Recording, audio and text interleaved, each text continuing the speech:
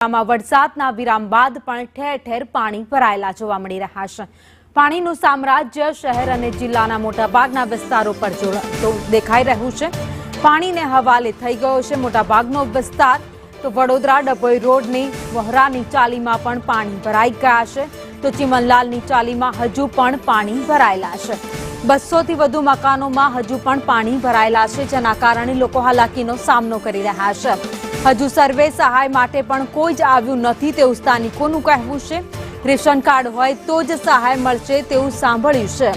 Ration card જોઈને ઘરમાં પાણી આવે છે તેવા સવાલ પણ સ્થાનિકો કરી રહ્યા છે। પાણી ભરાતા લોકો ચિંતામાં ઊંઘી પણ નથી શક્યા। 2 દિવસથી જમવાનું પણ ન બનતા હાલાત કફોડી બની ગઈ છે।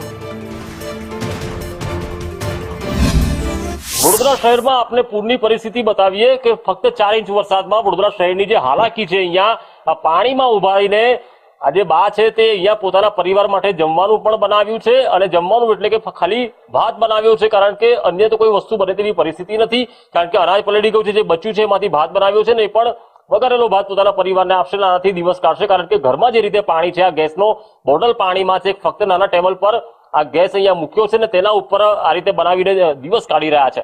કાકા, આ કયો વિસ્તાર છે અને કાલે શું પરિસ્થિતિ? આ પ્રતાપનગર જયરાજપુર ડભોઈ વોરાની ચાલી છે। અહીંયા ત્રીજી વખત પાણી ભર્યું સાહેબ। પણ આ ત્રીજી વખતમાં ના ભાજપનો કોઈ આવ્યો, ના કોંગ્રેસના કોઈ નેતા જોવા તો કોઈ અમને પૂછવાય નથી આવતું કે તમારે શું તકલીફ છે। અચ્છા, અને તમે મોટા કેટલા છો? 5 જણ? 5 જણા। અચ્છા, એટલે 2 પલંગ પર 6 જણ રહ્યા, આ પ્રકારની પરિસ્થિતિ? હા સાહેબ। તો કેટલા વર્ષથી આ સમસ્યા છે? હા, તો આ વખતે ત્રીજી વખત ભર્યું સાહેબ પાણી। તો એટલે આજે 2 મહિનામાં 3 વાર પૂરું આવ્યું? આ તો કઈક ઓછું છે સાહેબ।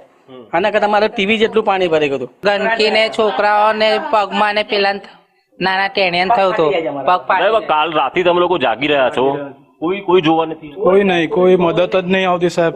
કેમ કે આખે બધા વિસ્તારમાં પાણી જઈ સુધી ગટરનો નિકાલ નહીં થતો, ગટરનું પાણી છે સાહેબ। અને આ તો શહેરનો વિસ્તાર છે, કોઈ ગામડાનો વિસ્તાર કરતા બી ખરાબ હાલત છે। આ વિસ્તાર એકદમ નીચો થઈ ગયો સાહેબ અમારો।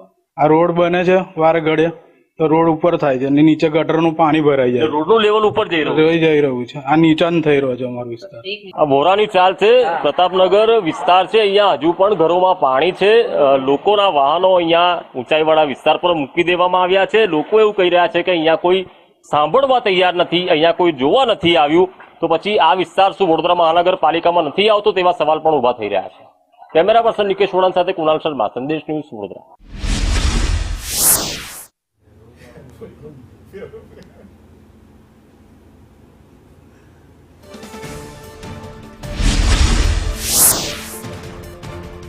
પહેલા બી પાણી ભરાઈ ગયું હતું, તમારે ત્યાં કોઈ જોવા આવતું છે નથી। બધાના ત્યાં જમવાનું ગયું છે, ખાવા અનાજ પાણી બધાને ત્યાં ગયું છે, પણ અમારી ચાલીમાં કોઈ ઓરાની ચાલીમાં કોઈ આવતું નહીં, કોઈ જોવા બી નહીં આવતું। હવે આ નાના નાના છોકરા મૂકીને અમે કઈ જઈએ? અમે ખાવા નહીં ખાધું 2 દિવસથી, કે રાંધીએ કેવી રીતે, કેવી તમે સૂંઘીએ ને કેવી ત્યાં કરીએ? અમે કામ ધંધો કરશું તો જ અમને ખાવા પીવાનું મળશે, નકર નહીં। કામ બી કરવા કેવી રીતે જઈએ? એમ પાણી ભરાઈ ગયું છે તો એટલે અમારી એટલી જ ખાલી આ છે પ્રાર્થના કે તમે અમારું કંઈ કરો થોડું, બસ। શું કરો છો? અમે ઘર કામ કરીએ છીએ, ઘર કામ કરવા જાઉં છું, વાસણ બાસણ પોતું બોતું બધું મારવા જાઉં છું। ભાવનાબેન।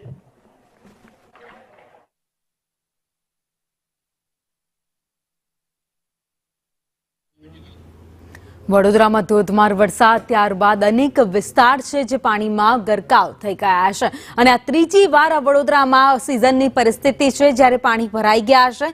પાણી ઓસર્યા નથી, જેના કારણે લોકો કફોડી હાલતમાં રહેવા મજબૂર થયા છે। અહીંયા કેટલું પાણી ભરાઈ ગયું છે, ખાવા પીવાની આફત પડી જાય છે। અહીંયા રહેવાની તકલીફ પડી જાય છે। એ ગટરો સાફ નહીં થતી અહીંયા, એના લીધે આ રોડનું પાણી ઉતરતું નહીં, એટલે સીધું ઘરમાં પાણી આવી જાય છે। કેટલું નુકસાન થયું? કેટલું અમારું ફ્રીજ પલળી ગયું, પલંગ પલળી ગયો, અનાજ પાણી, મારા ઘઉંનું પીપળું પલળી ગયું। તમારા પરિવારમાં કેટલા લોકો? મારી મમ્મીને મેં જ છે, કમાવાળું કોઈ નહીં। મેં નોકરી જઉં તો એ કોણ કરે ઘરે મારા?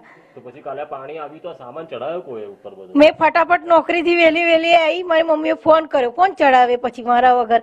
આ જો ગાટલા પલળી જાય, પલંગ મારો પલળી ગયો, આ ત્રીજી ચોથી વાર ભરાયું, તો સરકાર શું કરવાના પછી? એમની આ સામાન તમે એકલા ચડાવો, પાણી ઉતરશે એટલે ફરી પાછું નીચે તો નીચે ઉતારો, સાફ કરવાનું, ઘર કેટલું ગંદુ થઈ જાય, માંદા પડી છે। મારી મમ્મી તો વચ્ચે માંદા પડી ગયા હતા। શું માંગણી તમારી તંત્ર પાસેથી? કે સરકાર થોડી હેલ્પ કરે તો સારું ને, તો આગળ થાય ને કઈ. પહેલા પૂર આવ્યું તો કોઈ આવ્યું નહીં અહીંયા? કોઈ આવ્યું નહીં અહીંયા. ત્રીજી ચોથી વાર ભરાયું પાણી. સહાય આપવા કોઈ કોઈ નહીં આવ્યું સહાય આપવા. સર્વે કરવા બી કોઈ નહીં આવ્યું. બધા એવું કે બધાને પૈસા મળે છે, શું કઈ કોઈ સહાય કરવા નહીં આવ્યું. એટલે ગયા પૂરના તો સહાય ના મળ્યા નથી ને આ અલગ. આ અલગ ગયા તો કશું મળ્યું નહીં.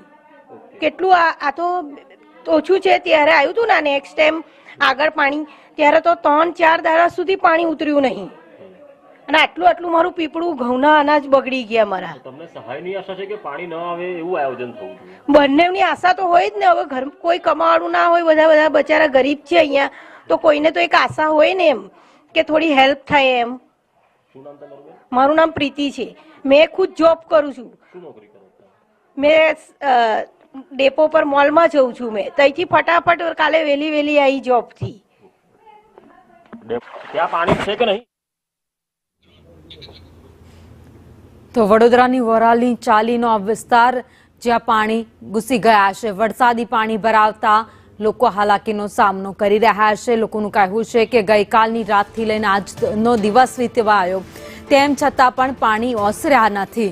લોકોએ પોતાની ઘરવકરી બચાવવા માટે થઈને ક્યાંક ને ક્યાંક સામાન ઉપર ચડાવ્યો છે. જેમ તેમ કરીને થોડો સામાન બચી જાય તેવા પ્રયાસ લોકો કરી રહ્યા છે.